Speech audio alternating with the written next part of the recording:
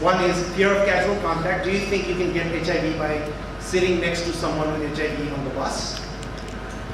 Shame. Should HIV positive persons be ashamed of themselves? Would you be ashamed if you got HIV? And HIV positive people are to blame for their own troubles. So those are the three dimensions of stigma. Here is what we found. The control group, let's look at this group, which is the group that the people who don't know another HIV positive persons. Okay, so let's just look at that group first.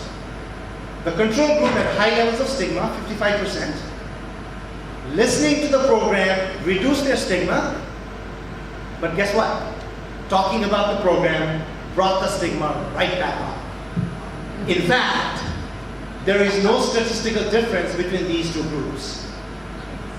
That is to say, not listening to the program and discussing HIV, the positive program, was the same. It was when people did not talk about what they just heard that their stigma got reduced.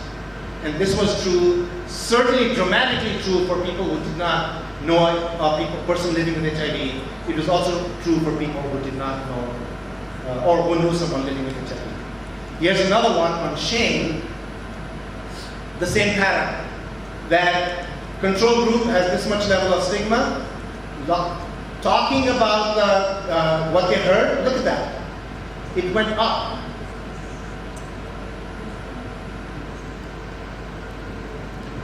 So overall conclusions, scheduling is something that we often do not take into account, and that really screwed up our study in Ethiopia.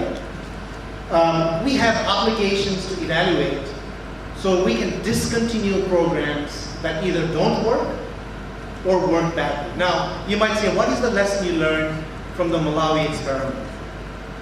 The lesson we learned was the following, that on a topic, on a socially charged topic like stigma towards people living with HIV, if you have a discussion that is free for all, it quickly degenerates into us versus them, right?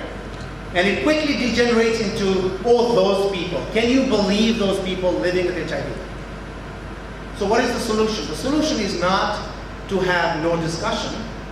The solution is to have discussion with a professional negotiator, mediator, who can pull the badly gone discussions center and say, no, no, no, do you think that's a good idea? And after this, so this study was done by my graduate student who was getting her dissertation. When I first saw the data, I said, you coded it badly, go and recode it. That can't be right. But later on, it turns out that in fact, there are many studies that have shown this phenomenon. That in fact, on a socially charged topic, if you let people talk with each other under unsupervised conditions, they become bitter enemies. If you don't believe me, think about what happens when a husband and wife who are on the process of divorcing are put in a room to talk it out.